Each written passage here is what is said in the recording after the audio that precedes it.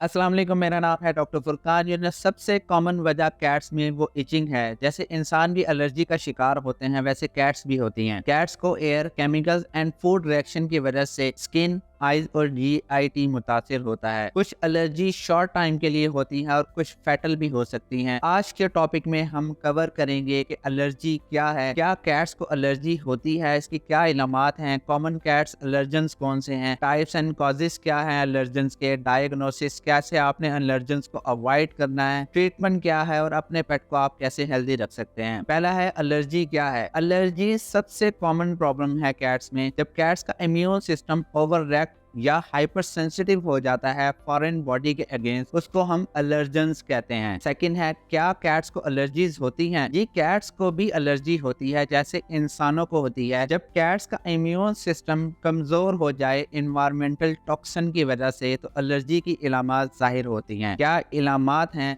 ज़्यादातर केसेस में इलामात इची या इरिटेटेड स्किन होती है। 10 से 15% केसेस के अंदर जीआईटी का मसला बनता है, जैसे डायरिया, वॉमिटिंग वगैरह। इसके अलावा रिस्पायरेटरी, कफिंग, स्नीजिंग और आंखों से पानी आता है। चौथा है, कॉमन कैट्स एलर्जीज क्या क्या हैं जिसकी वजह से एलर्जी हो सकती है। पहला है फूड। कैट्स काफ़ी फूड से एलर्जिक हो सकती हैं, लेकिन ज़्यादातर कैट्स एनिमल सोर्स प्रोटीन पसंद करती हैं, उससे भी एलर्जी हो सकती है, जैसे बीफ, चिकन, फिश या अंडा वगैरह। सेकंड है क्लीनिंग प्रोडक्ट्स में डिसइंफेक्टेंट, स्प्रे, फ्लोर क्लीनर्स या डिटर्जेंट्स वगैरह। थर्ड है परफ्यूम वगैरह। फोर्थ है इनहेलेंट यानी सिगरेट या कोई भी इस तरह की चीज़। फिफ्थ है लिटर बॉक्स डस्ट की वजह से, लिटर डस्ट की वजह से कैट्स को अस्थमा का अटैक हो सकता है, जिसे हम एलर्जिक ब्रोंकाइटिस कहते हैं। थर्ड है कोई भी मेडिकेशन हो सकती है, शैम्पू हो सकता है, फ्लीज या वैक्सीन हो सकती है, या कोई फ्ली का प्रोडक्ट हो सकता है। अब फ्लीज से कैट्स को इचिंग, स्किन और रेडनेस वगैरह होती है। आपका पेट जो इंडोर भी है उसको भी फ्लीज से इशू बन सकता है। जैसे इसके अलावा पोलन्स वगैरह की वजह से, जैसे कि डस्ट, ट्री, वीड और ग्रास पोलन्स की वजह से भी आपके पेट को एलर्जी हो सकती है। फिफ्थ जो मेन कैटेगरी है उसमें टाइप्स एंड कॉजेस। कैट्स की एलर्जी प्राइमरी 3 कैटेगरीज में डिवाइड करते हैं। पहली है फूड एलर्जी, सेकंड है फ्ली एलर्जी और थर्ड है एनवायरमेंटल एलर्जी। इसको हम बारी बारी डिस्कस करते हैं। फूड एलर्जी ये इतनी कॉमन नहीं है कैट्स में। ऑलमोस्ट 10% कैट्स को फूड एलर्जी हो सकती है। अगर आपकी कैट को फूड एलर्जी है तो इसकी इलामात इची स्किन या inflammation, GIT signs like diarrhoea, vomiting और ईयर और स्किन इन्फेक्शन हो सकता है। कैट्स को एलर्जी किसी भी टाइम हो सकती है, खासकर जब वो कोई भी फूड हमेशा से खा रही हो, उसकी वजह से एलर्जी हो सकती है। फ्ली एलर्जी में अगर कैट को फ्ली बाइट कर ले, उसकी वजह से इसको स्क्रैच आते हैं, कैट अपने आप को स्क्रैच करना शुरू करती है, उसके जिस्म पे रेडनेस हो जाती है।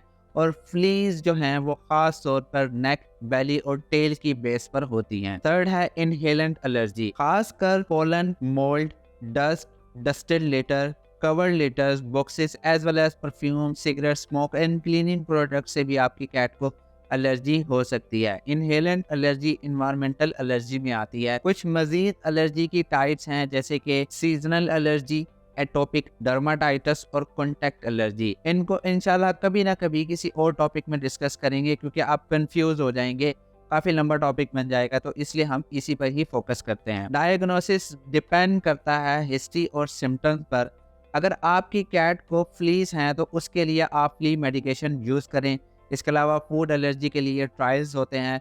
कुछ बाकी एलर्जेंस को डायग्नोस करने के लिए ब्लड टेस्ट और स्किन स्क्रैपिंग टेस्ट किए जाते हैं, ताकि प्रॉपरली डायग्नोस किया जा सके कि क्या इशू है। नेक्स्ट है कि कैसे अवॉइड करना है एलर्जेंस को, कि आपकी कैट को एलर्जी ना हो। पहला है flea control spray, choose dusted cat litter और मेंटेन करें क्लीन एनवायरनमेंट को। सेकंड है अवॉइड करें डिओड्रेंट्स, फ्रेगनेंसेस, स्मोकिंग को। हमेशा स्टेनलेस स्टील बाउल इस्तेमाल करें फूड और वाटर के लिए, ताकि आपका पेट डर्माटाइटिस और फेशियल एक्ने से बच सके। मेडिकेटेड शैम्पू इस्तेमाल करें, जैसे कि डर्मालीन।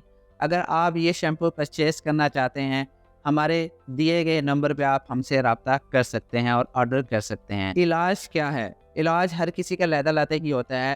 कैट फूड एलर्जीज अगर है आपका पेट, आपको hypo allergenic formula diet recommend कर सकते हैं, या सिम्टोमेटिकली कुछ फूड्स का टेस्ट किया जा सकता है, और इस बात को मेक श्योर किया जाता है कि आपकी कैट को इस दरमियान सिम्टम सवीयर तो नहीं हो रहे, और आपने इस درمیان ہمیشہ اپنے پیٹ کو فلیورڈ میڈیکیشن اور باسی کھانا نہیں دینا۔ اگر فلی ٹریٹمنٹ کی بات کی جائے تو فلی اسپرے کر سکتے ہیں یا اسپاٹ آن پروڈکٹ آپ استعمال کر سکتے ہیں۔ ہمیشہ اس طرح کی پروڈکٹ استعمال کرنے سے پہلے آپ نے اپنے ویٹ سے مشورہ ضرور لینا ہے، اور خاص طور پہ پروڈکٹ کے لیبل کو آپ نے ضرور اچھے طریقے سے پڑھنا ہے۔ اس کے علاوہ انوائرمنٹل الرجیز میں، اس کے علاج میں انوائرمنٹل الرجیز کو مینیج کرنا کافی مشکل ہوتا ہے۔ اس میں ڈپینڈ کرتا ہے سمٹمز کیسے ہیں، لیکن اس میں لانگ ٹرم ٹریٹمنٹ چلتا ہے۔ اگر لانگ ٹرم ٹریٹمنٹ نہیں کریں گے تو ہو سکتا ہے کہ ایک دفعہ اگر آپ کا پیٹ ٹھیک بھی ہو جاتا ہے تو اس کو دوبارہ یہ مسئلہ بن سکتا ہے۔ ٹپس کیا ہیں اپنے پیٹ کو ہیلدی رکھنے کے لیے؟ الرجیز کو ڈیل کرنا کافی مشکل ہوتا ہے، خاص کر اگر آپ کے ایریا میں ڈسٹ، پولن اور فلی ایگ وغیرہ زیادہ ہوں۔ کچھ کیٹس کو آپ کو ریگولر پریونٹیو میڈیکیشن اور اسپریز کے ساتھ بچا سکتے ہیں، اور کچھ کو میڈیکیشن پر رکھ سکتے ہیں۔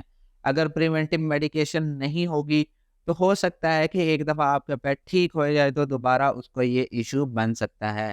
میں امید کرتا ہوں کہ اس سے ریلیٹڈ اگر آپ کا کوئی کویسچن ہے تو مجھے کمنٹ میں ضرور بتائیے گا، اور آپ ہمارے کلینک پہ بھی وزٹ کر سکتے ہیں۔ ہوپ پیٹس ہمارا کلینک ہے، اور میں امید کرتا ہوں ویڈیو پسند آئی ہوگی۔ پسند آئی ہے تو پلیز لائک کیجیے، شیئر کیجیے، اور پلیز اس چینل کو ضرور سبسکرائب کیجیے گا۔